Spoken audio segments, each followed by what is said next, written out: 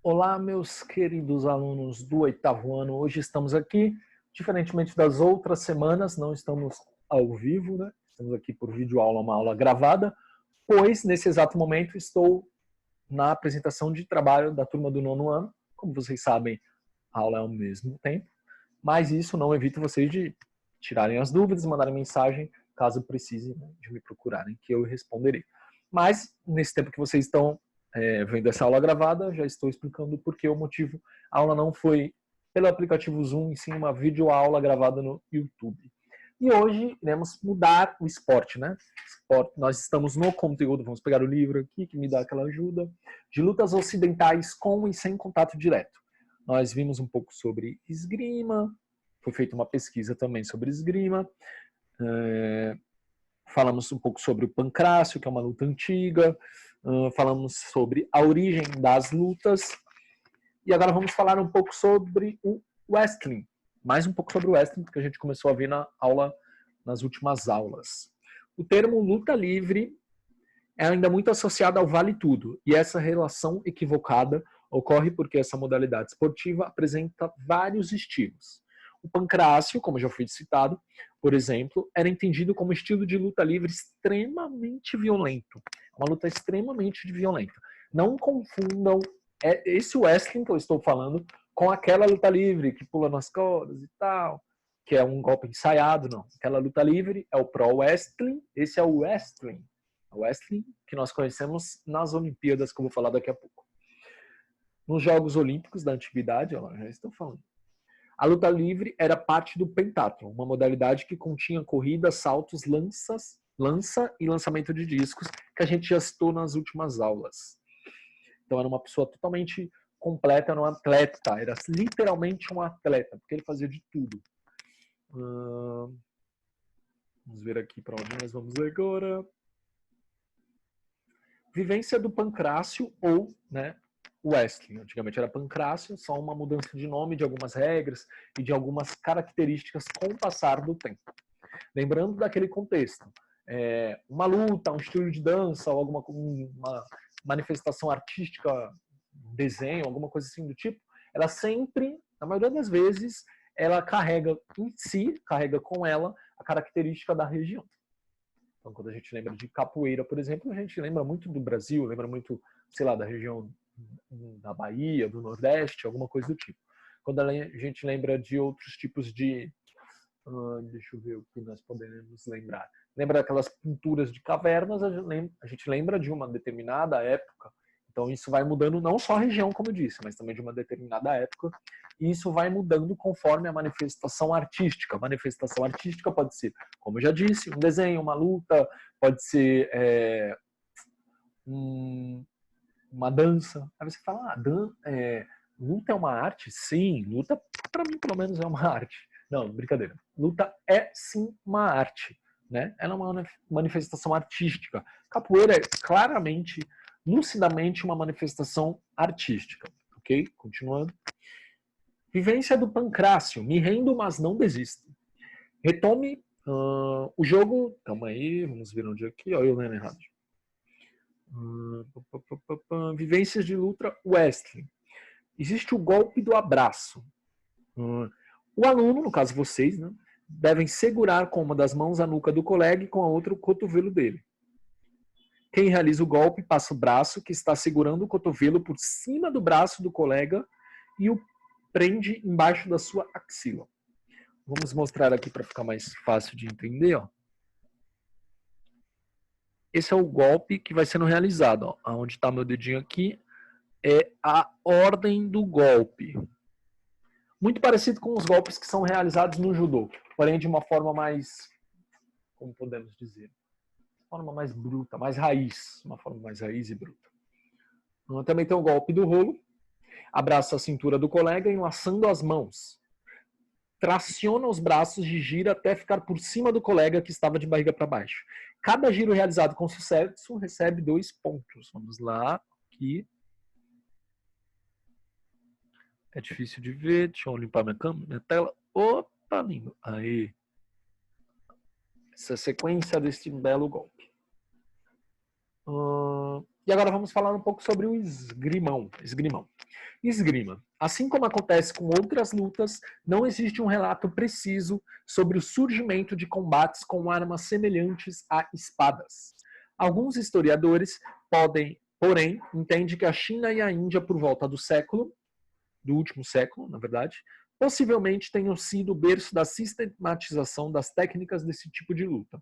Ou seja, assim como muitas lutas, ela não tem uma origem específica. Ok? Antes da gente continuar com o esgrima, ainda tem uma informação que eu já estava esquecendo sobre o nosso querido wrestling. Vamos lá ler um pouco sobre, que é a história dele no Brasil, seu surgimento no Brasil. A Confederação Brasileira de Wrestling é a entidade responsável pelo wrestling nacional, em seus estilos greco-romano, que é o que tem nas Olimpíadas, livre e feminino.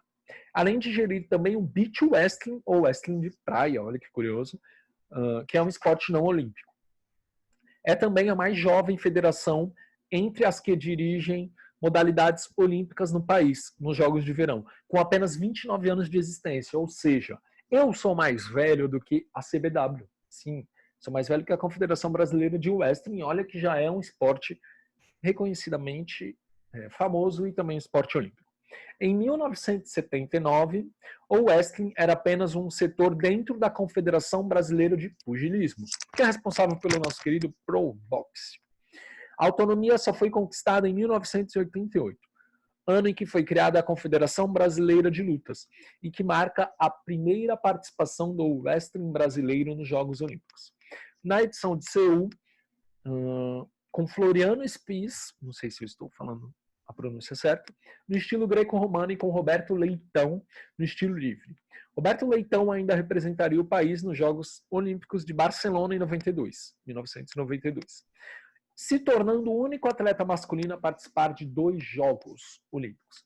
Ou seja, agora se nós estivéssemos em uma aula pelo nosso lindo aplicativo Zoom, eu perguntaria para os nossos... Na verdade, se a gente estivesse na aula agora, a Rebeca estaria comendo, o Alexandre estaria olhando para minha cara com a câmera ligada, o Júlio estaria dormindo, brincadeira, a Yasmin estaria olhando para minha cara, o Nicolas estaria olhando para minha cara e o Alves estaria com a câmera desligada. Essa é a característica da nossa aula. Mentira, galera. Brincadeiras à parte.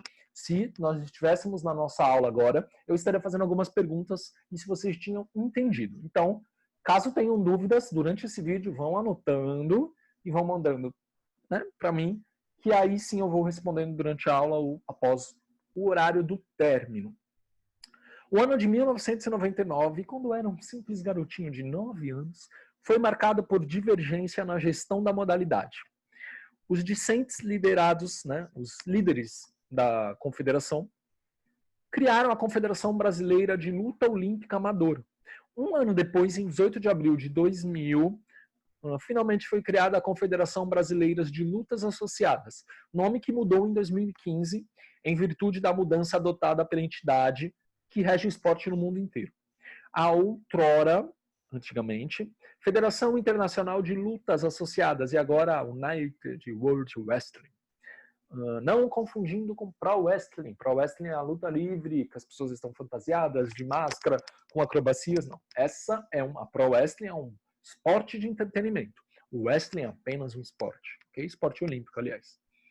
Vamos ver aqui o que mais tem para ler. A mudança de gestão iniciada em 2000 resultou na volta brasileira a uma edição de Jogos Olímpicos. O Brasil voltou às Olimpíadas. Antonie Jaoud representou o Brasil nos Jogos Olímpicos de Atenas em 2004. E desde então, o país conseguiu se classificar para todas as edições dos Jogos Olímpicos, com Rosângela Conceição em 2008 em Pequim, na China, Joyce Silva em Londres 2012, na Inglaterra, deixa eu ver aqui, e uma delegação recorde nos Jogos do Rio de Janeiro em 2016, aqui no nosso lindo e querido e a nossa pátria amada Brasil, com 5 atletas: Eduard Sogomonian, ai, toma essa pronúncia, Joyce Silva, Laís Nunes, Aline Silva e Gilda Oliveira. Atualmente, a Confederação Brasileira de Wrestling é presidida por Pedro Gama Filho, cujo principal objetivo é tornar o esporte nacional, fortalecendo suas federações afiliadas, investindo nas categorias de base para propagação da modalidade, aumento da modalidade, de acordo com alguns itens de missão, visão e valores, galerinha. Caso tenham dúvidas, anotem e me mandem. Agora vamos para o nosso lindo, amado esgrimão. A esgrima apresenta características próximas às lutas desenvolvidas por guerreiros europeus entre os séculos iniciais. Nessa época, eles desenvolveram um poderoso estilo de combate. Século XIX, perdão, galera. Eles desenvolveram um poderoso estilo de combate que provou ser vitorioso no campo de batalha em tempos de guerra. Então, nada mais natural do que o surgimento de muitas lutas vieram das guerras. É a grande base, é o grande pensamento de que todos se escoram nesse pensamento, que as lutas surgiram das guerras de necessidade de caça ou alguma coisa do tipo. Apesar de algumas lutas terem caráter de apresentação, poucas, as espadas eram pesadas e os lutadores não tinham proteção adequada, o que muitas vezes resultava na morte de um dos lutadores.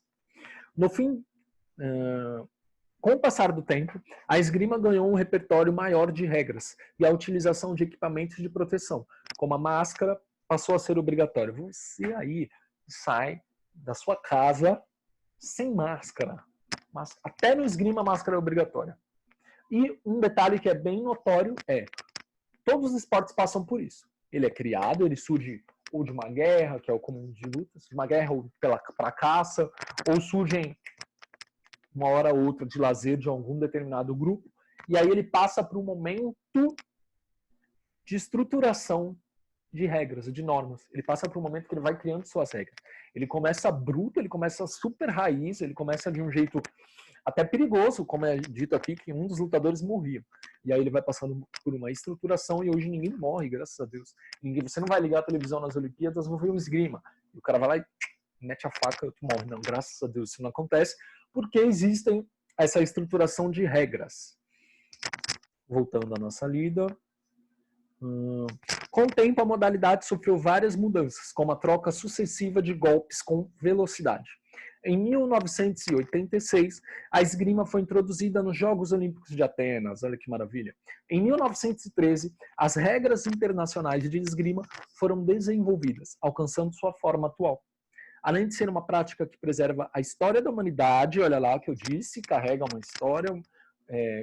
história de uma região, de um tempo. Essa modalidade esportiva evoluiu com a arte da guerra e dos combates até se tornar um esporte atual. Hoje em dia, as competições de esgrima contam com 3 modalidades de armas: florete, sabre e espada. Cada uma delas tem características diferentes e formas singulares de utilização. Vamos lá, que irei mostrar aqui para vocês. Não sei se vai dar para ver muito bem. Aqui é o florete. Aqui é a espada e aqui é o sabre. Ah, professor, Rafael, professor mais lindo desse Brasil. Mas isso tudo aqui não é espada? Não, tem uma diferença, principalmente no formato que eu irei mostrar para vocês aqui, ó. Ó, esse formato aqui, de onde seguramos, vamos falar assim de uma forma mais comum, os objetos dessa luta, dessa modalidade. Pista e vestimenta. A pista onde ocorrem as disputas de esgrima tem 14 metros de comprimento por 1,5 a 2 metros de largura e normalmente é elevada no solo. Se o esgrimista, que é a pessoa que sair pela lateral da pista para fugir de um golpe, poderá retornar, porém deverá andar 1 metro para trás. Se sair pelo fundo, será dado ponto para o adversário. As vestimentas de esgrima são brancas e incluem máscara protetora, usem máscara e passem álcool gel nas mãos, luva na mão armada e um colete protetor. Antigamente, as armas eram mergulhadas em tinta para facilitar o trabalho dos juízes, ou então era utilizado giz na ponta delas para indicar o golpe. Atualmente são usados sensores eletrônicos que confirmam o toque, galerinha. Muitos textos ditos, a proposta é que vocês vejam esse vídeo, entrem em contato com minha pessoa, ou pelo grupo de sala de aula, ou pelo privado, ou no Google Sala de Aula, ou entrando em contato com a escola normalmente. Esse foi o texto dito. Na próxima aula teremos uma prática de lutas, ainda não sei qual esporte, provavelmente boxe, ou provavelmente wrestling, veremos, mais de alguma luta, ou até talvez um esgrima, mas acho que o esgrima vai ser em outras aulas. Não esqueçam do trabalho, que é aquela musiquinha que vocês terão que construir para a nossa apresentação musical, que está marcada para o dia 20, sem ser hoje, próxima semana. Então não esqueçam, pelo amor do nosso Deus, ok?